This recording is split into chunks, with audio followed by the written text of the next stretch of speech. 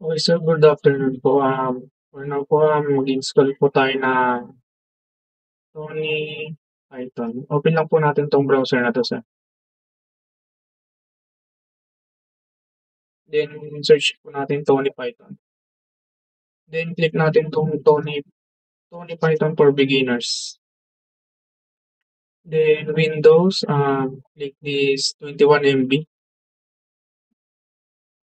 Okay, open file. Just wait lang po natin, sir.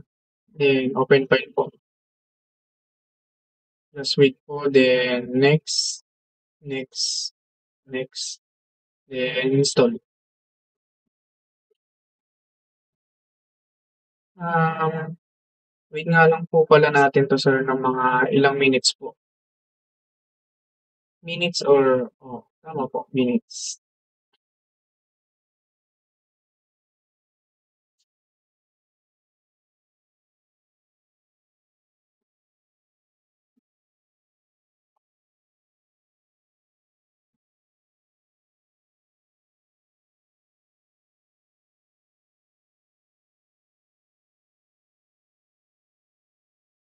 Wait lang po natin, sir.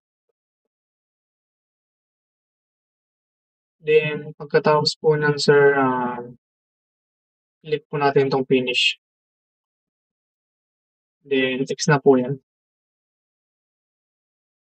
Then back na po tayo. Then open po natin 'tong Tony kung gumagana po siya. Ayan po, na-open po. Then check po natin kung naka-local Python 3. Okay, good naman po. Then print na po tayo ng hello world. Hello world. Then print din po natin ang name natin. Mia Dexter J. Okay, then check po natin kung magra-run siya. Okay, ito po, sir, nag-run po siya. So, pagkatapos po niyan, sir, click po natin 'tong file, tapos save all,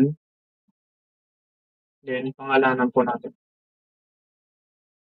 Lagyan po natin ng file name na Mia2H. File.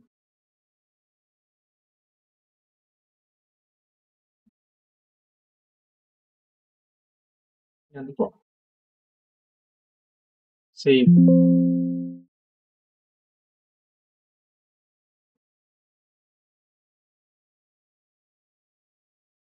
Okay po, sir. Tapos na po, sir. Thank you po.